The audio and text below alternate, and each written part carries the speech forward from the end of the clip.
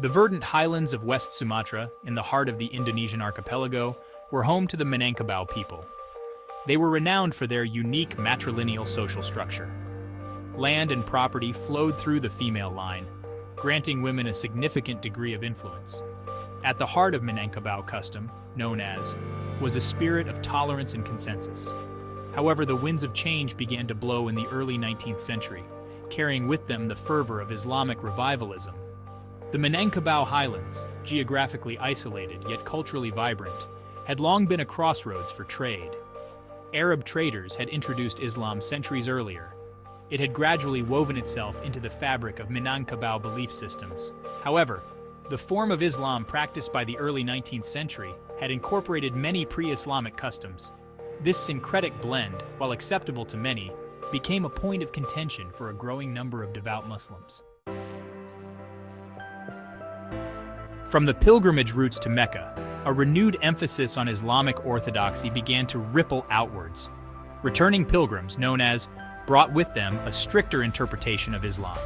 They criticized the syncretic practices common in Minangkabau society. These reformers, referred to as Padris, likely a derivation of Padre, aimed to purify their faith. They sought to align Minangkabau customs more closely with Islamic law. The Padri movement found fertile ground among those disillusioned with the existing social order.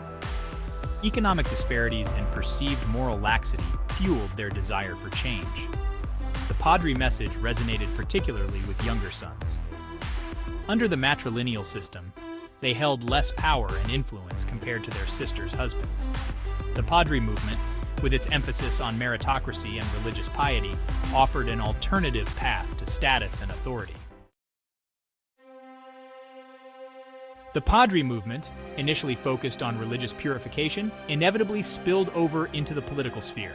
The Padri leadership, composed of charismatic religious figures, began challenging the authority of the traditional chiefs. These chiefs, known as, derived their legitimacy from the system. They often viewed the Padris' growing influence as a direct threat to their power. The conflict, brewing for years, finally erupted in open warfare in 1821. The Padris, led by fiery preachers like Tuanku Imam Bonjol, mobilized their followers. They condemned gambling, opium use, cockfighting, and the consumption of alcohol as vices contrary to Islamic teachings. They also sought to curtail the power of the advocating for a more centralized system of governance rooted in Islamic law. The Dutch East India Company, VOS, a powerful trading entity with colonial ambitions, had long been present in the Indonesian archipelago. They were primarily interested in securing access to valuable spices and maintaining their trade monopolies. However, the eruption of the Padri War presented the VOC with both a challenge and an opportunity. The instability threatened their economic interests. Initially, the VOC adopted a cautious approach. They were hesitant to become embroiled in a conflict that seemed more religious than economic in nature. However, as the Padri forces gained ground, some, desperate to preserve their authority, turned to the Dutch for assistance. This appeal for help played directly into the hands of the VOC. It gave them a convenient pretext for intervening in the conflict and expanding their influence in Sumatra. Section 5, a shifting tide. The Dutch turned the tables.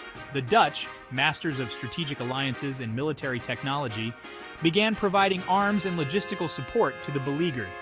This influx of Dutch aid helped to tip the balance of power in their favor.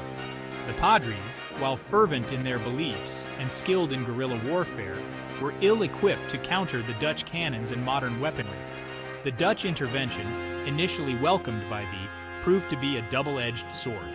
While it provided temporary respite from the Padri onslaught, it also entangled the traditional chiefs in a web of alliances that would have long-term consequences. The Dutch, always the pragmatists, were not content with simply playing the role of kingmaker. They used their growing influence to extract concessions from both sides.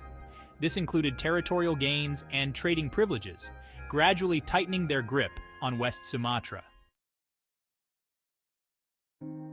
Section 6. The Fall of Bonjol and the End of Resistance. The Padri War, a conflict fueled by religious zeal and political ambition, raged for over a decade and a half. The Dutch, with their superior firepower and strategic maneuvering, gradually eroded the Padris' resistance. The The turning point came in 1837 with the siege and eventual capture of Banjul, the Padri stronghold. Tuanku Imam Banjul, the charismatic leader who had come to symbolize Padri resistance, was captured by the Dutch. He was exiled to the island of Manado and later to Ambon, where he died in 1864. The fall of Banjul and the capture of Banjul marked the effective end of the Padri War. The rebellion, which had begun as a movement for religious and social reform, had been crushed by the combined might of the Dutch and their local allies. Section 7. The Aftermath, a Changed Landscape. The Padri War left an indelible mark on the social and political landscape of West Sumatra. The traditional authority of the, already weakened by the conflict, was further undermined by their dependence on the Dutch. The Dutch, having secured their position as the dominant power in the region, moved swiftly to consolidate their control. They imposed new taxes, established administrative structures modeled after their own colonial system, and tightened their grip on the lucrative trade routes that crisscrossed Sumatra. The Minangkabau people, once fiercely independent, found themselves increasingly subject to the dictates of a foreign power. The Padri War, while ostensibly a conflict between two indigenous factions, had paved the way for the expansion of Dutch colonialism in Indonesia. Section 8. The Legacy of the Padri War. The Padri War, despite its ultimate failure to achieve its initial objectives, had a profound and lasting impact on West Sumatra. It led to a deepening of Islamic consciousness among the Minangkabau people. Many of the Padris' reforms, while initially resisted, gradually took root in society. The syncretic practices that had drawn the Padris' ire were largely abandoned. Islamic law gained greater prominence in regulating social and legal affairs. However, the Dutch presence ensured that the implementation of Islamic law would be subject to their oversight and control. This led to a complex interplay between Islam and Dutch colonial law that would continue to shape the legal and social landscape of West Sumatra for decades to come. Section 9. The Dutch Perspective, a Calculated Triumph.